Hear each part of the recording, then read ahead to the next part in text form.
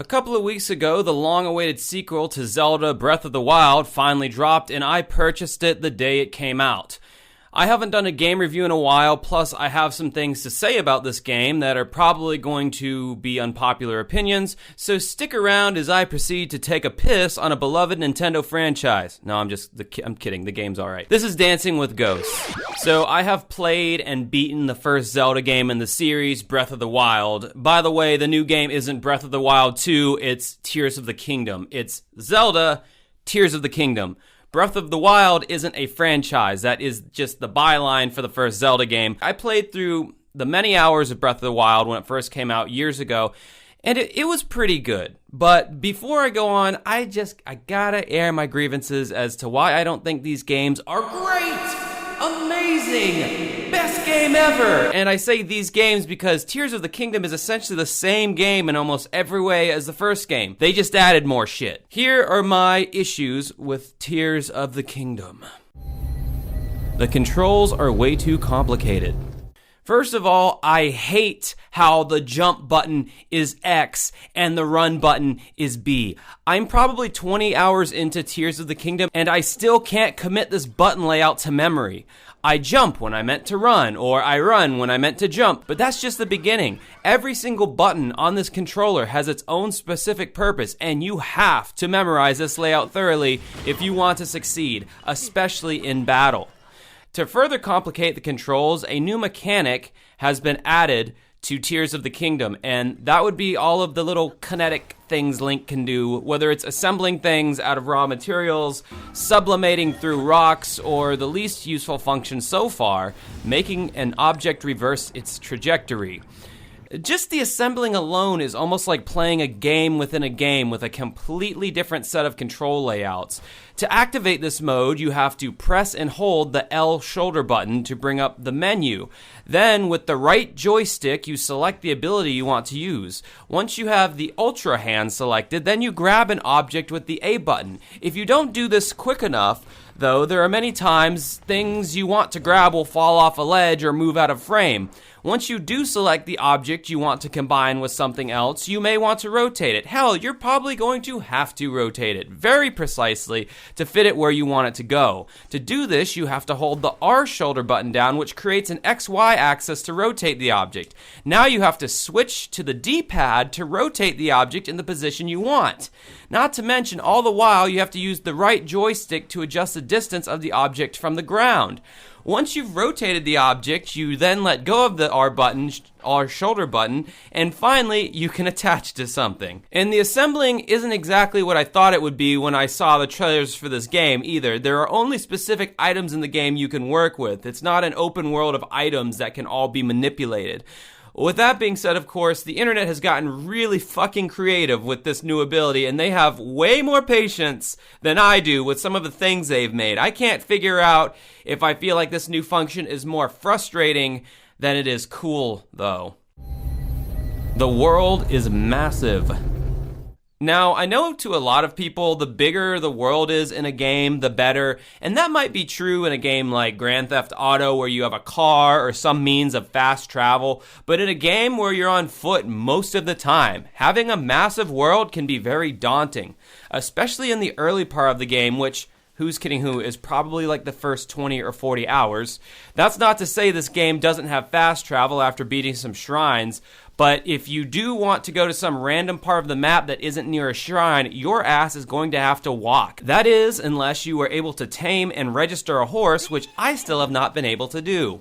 I can't stress how frustrating this massive map is at the beginning of the game where you have no stamina to run, climb, or swim. Link has the endurance of a grandma at the beginning, so traveling anywhere is going to take you a long time.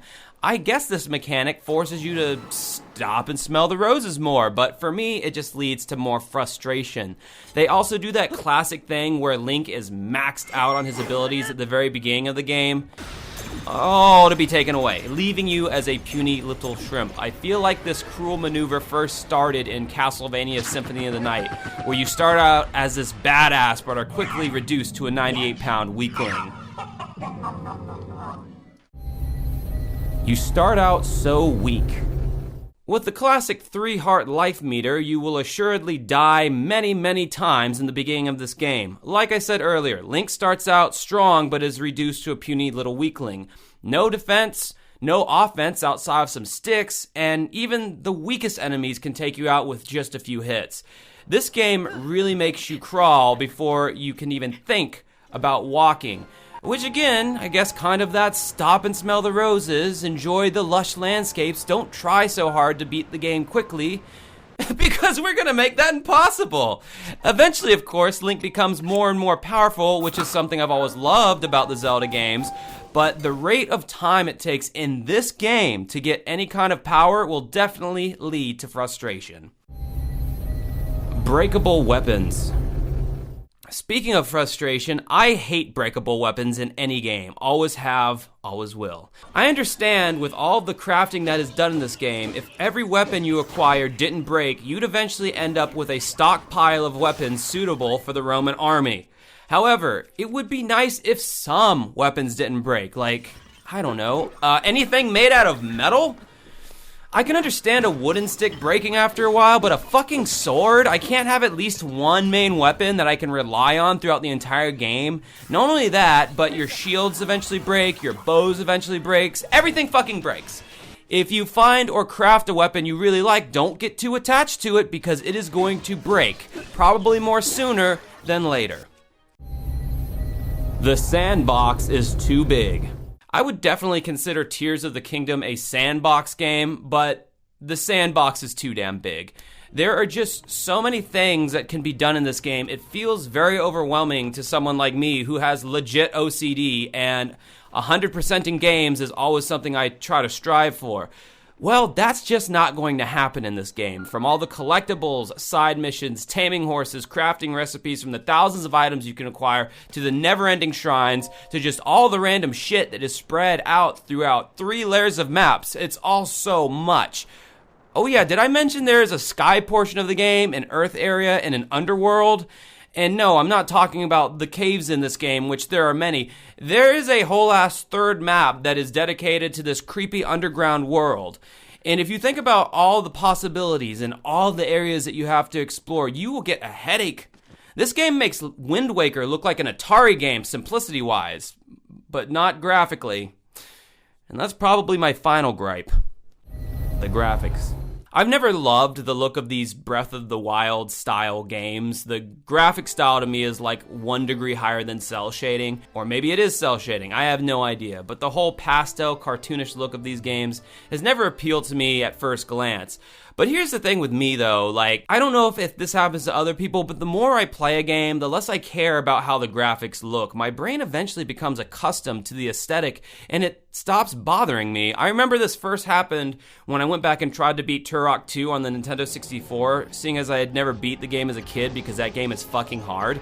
At first I thought there was no way I could get past the shit graphics of an N64 game, but after a while I forgot all about the graphics and just focused on the gameplay, and that's the same thing that happened here. So really, even though I may not love the style of graphics, it doesn't necessarily bother me as much as it does other people. The positive side.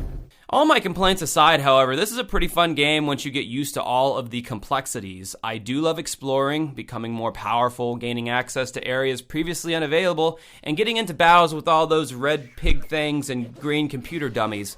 I love skydiving, gliding, landing in random places, figuring out what secrets might be around me. Although I will say there are a lot of pointless areas in this game where it just feels randomly generated, all for the sake of making the map bigger, but I digress. I would say for me this game is like 60% fun, 40% frustration.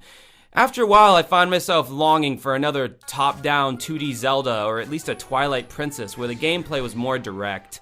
Anyway, that's my take on the game. How are you liking the new Zelda installment? I bet you love it. I bet you do, don't you? You love it.